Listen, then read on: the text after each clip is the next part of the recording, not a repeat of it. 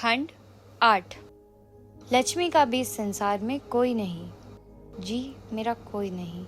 लक्ष्मी सोचती है, उसका दिल इतना नरम क्यों है? क्यों वह डॉक्टर बाबू को देखकर पिघल गई? यह अच्छी बात नहीं। सद्गुरु मुझे बल दो।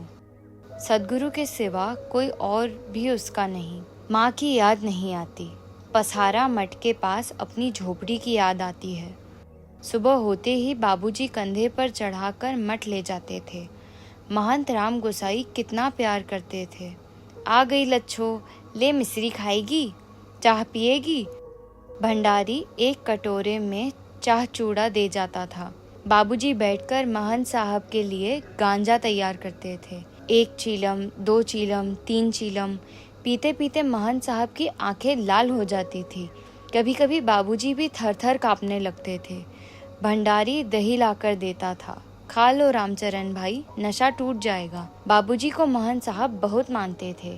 कोई काम नहीं, दिन भर महंत साहब की धूनी के पास बैठे रहो, गांजा तैयार करो, चीलम चढ़ाओ।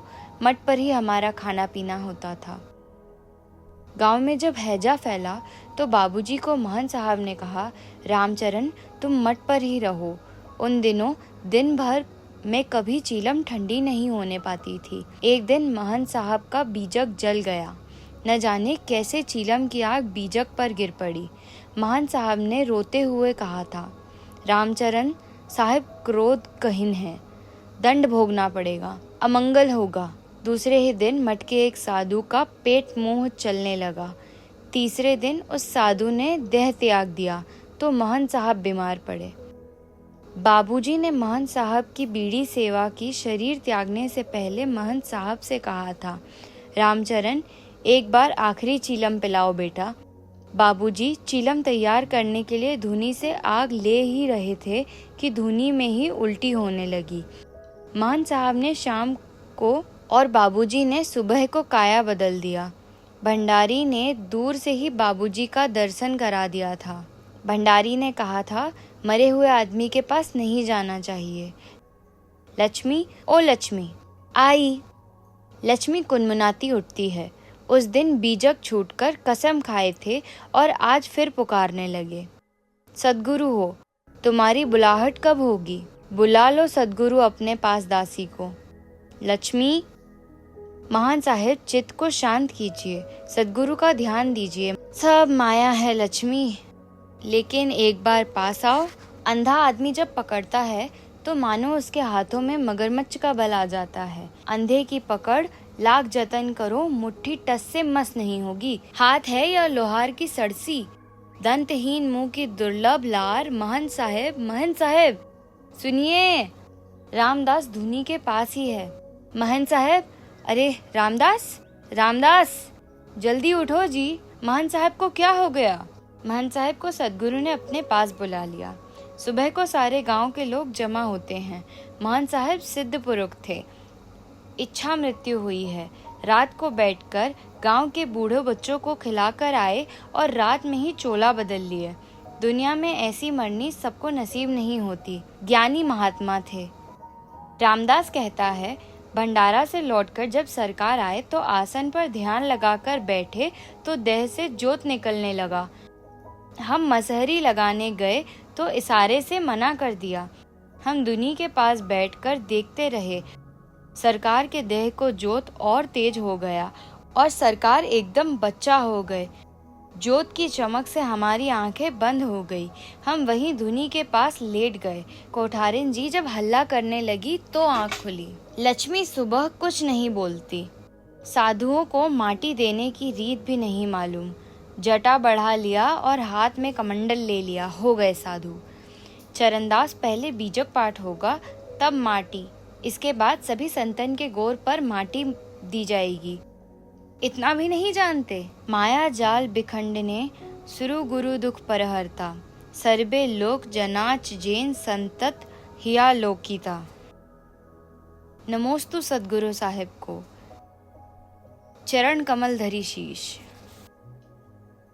सबसे पहले रामदास माटी देता है, उसके बाद लक्ष्मी दासी मुट्ठी भर माटी महंत साहब की सफ़ेद चादर पर डाल देती है।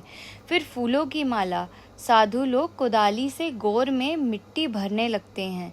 चरणदास कहता है, महंत साहब को लगाकर 10 महंतों को माटी दिया है, माटी देना भी नहीं जानेंगे। गांव के कीर्तनिया लोग समदाउन शुरू करते हैं। हारे सेहो सुगना बिरछी चढ़ी बैडल, पिंजड़ा रे धरती लौटाए। गौर के बाद रामदास खजंडी बजा बजा कर निर्गुण गाता है। कहवा से हंसा आउल कहवा समोल हो राम, कि आहो रामा हो कौन गढ़ कयल मुकाम, कवन लपटोल हो राम। डिम डिमक डिमडमक। सूरपुर से हंसा वाल नरपुर समाउल हो राम, कि आहो रामा हो कायागढ़ कयला मुकाम, मायही लपटाओल हो राम। जय हो सदगुरु की जय हो, महंत साहब की जय हो, सब संतन की जय हो। मठ सूना लगता है। जीवन में आज पहली बार लक्ष्मी समझ रही है महंत साहब की कीमत को। नेत्रहीन हो गए थे, कुछ देख नहीं सकते। बिना रामदास के सहारा समाधि के एक पग चल भी नहीं सकते थे, किंतु ऐसा लगता था कि मठ भरा हुआ है। बिना महंत के मठ और बिना प्राण के काया। काचे ही बास के पिंजड़ा, जामे दियरो न बीती हो, अरे हंसा उड़ल आकाश, कोई संगो न साथी हो। जो भी हो, संसार में सबसे बढ़कर लक्ष्मी को ही प्यार करते थे महंत साहब। चढ़ती जवानी में सदगुरु साहिब की दया से माया को जीतकर ब्रह्मचारी रहे। बुढ़ौती में तो आदमी की इंद्रियां शिथिल हो जाती है, माया के प्रबल घात को नहीं संभाल सकती है। इसलिए तो साधु ब्रह्मचारी लोग बुढ़ापे में ही माया के बस में हो जाते हैं। यह तो महंत साहब का दोष नहीं, उसका भाग ही खराब है। यदि वह नहीं होती तो महंत साहब सदगुरु के रास्ते से नहीं डिगते। यह ध्रुव सत्य है। दोष तो लक्ष्मी का है। एक ब्रह्मचारी का धर्म भ्रष्ट करने का पाप उसी के माथे है। अब उसका अपना कौन है? कोई नहीं।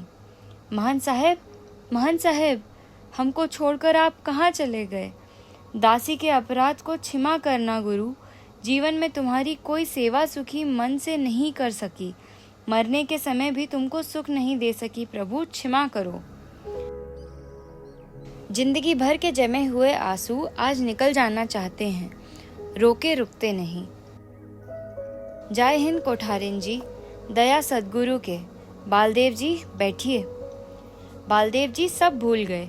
लक्ष्मी को सांत्वना देने के लिए रास्ते में जितनी बातें सोची थी, दोहा कवत्ती, सब भूल गए।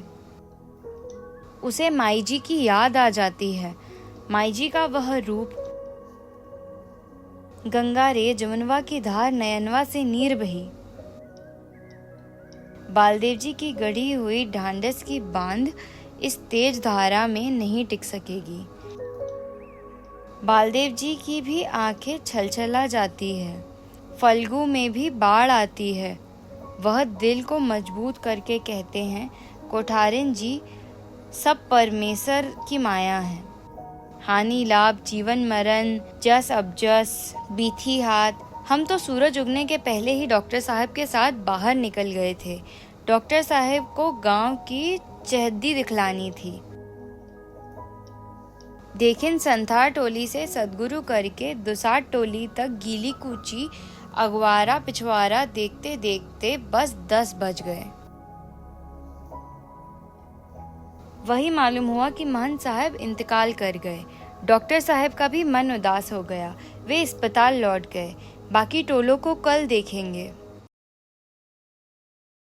आज रौथट हाट में डोल भी दिला देना है। अस्पताल खुल गया है। शोभन मोची को भेजकर हम यहाँ आए हैं। लक्ष्मी के आंसू थम चुके थे। बालदेव जी ठीक समय पर आ गए। महंत साहब बालदेव जी को बहुत प्यार करने लगे थे। 5-7 दिनों की जान पहचान में ही महंत साहब ने बालदेव जी को अच्छी तरह पहचान लिया था। रुपया को बजाकर देखा जाता है और आदमी को एक ही बोली से पहचाना जाता है। महंत साहब कहते थे, शुद्ध विचार का आदमी है, संस्कार बहुत अच्छा है। इसके पहले महंत साहब ने किसी पर इतना विश्वास नहीं किया था। मठ में रोज तरह तरह के साधु सन्यासी आते थे। महंत साहब रोज यही कहना नहीं भूलते थे, लक्ष्मी, इन लोगों का कोई विश्वास नहीं, रमता लोग हैं, इन लोगों से ज्यादा मिलना जुलना अच्छा नहीं। नई उम्र के साधुओं को पैर की आहट से ही पहचान लेते थे। उनके अंतर की दृष्टि बड़ी तेज थी। पिछले साल एक दिन सत्संग के एक नौजवान साधु आकर बैठ गया। रात में आया था, 12:76 जा रहा था। उसके नैन बड़े चंचल। सत्संग में बैठकर लक्ष्मी की ओर टकटकी लगाकर देखने लगा। महंत साहेब वचन सुना रहे थे। आखिर कहते कहते अचानक रुक गए। बोले, हो नौकछिया के नौजवान उदासी जी, अरे साहब, वचन पर ध्यान दीजो जी। लक्ष्मी की शरीर पर क्या नैन गड़ाए हैं? माटी का शरीर तो मिथ्या है। साहब वचन सत्य। बेचारा बिना बाल भोग किए ही आसन छोड़कर चला गया था, लेकिन बालदेव जी पर उनका बड़ा विश्वास था। असल त्यागी यही लोग है लक्ष्मी। बालदेव जी को देखते ही लक्ष्मी का दुख आधा हो गया। बालदेव जी कहते हैं, बड़े भाग से ऐसे लोगों का दर्शन मिलता है। हमको तो दर्शन मिला, लेकिन सेवा का अवसर नहीं मिला। हमारा अभाग है।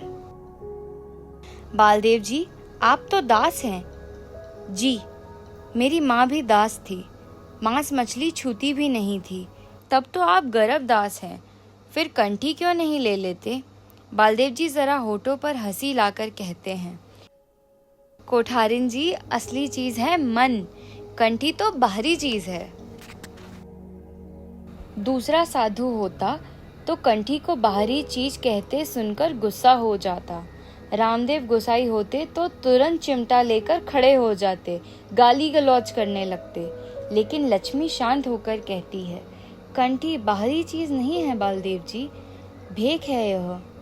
आप विचार कर देखिए, जैसा आप यह खद्दड़ कपड़ा है, मलमल और मार्किन कपड़ा पहनने वाले मन से भले ही महात्मा जी के पंथ को माने, लेकिन आप उन्हें सुराजी तो नहीं कहिएगा।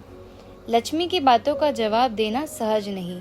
जब जब लक्ष्मी से बातें होती है, बालदेव जी को नई बातों की जानकारी होती है। आप कहती है तो ले लेंगे कंठी। किससे लीजिएगा?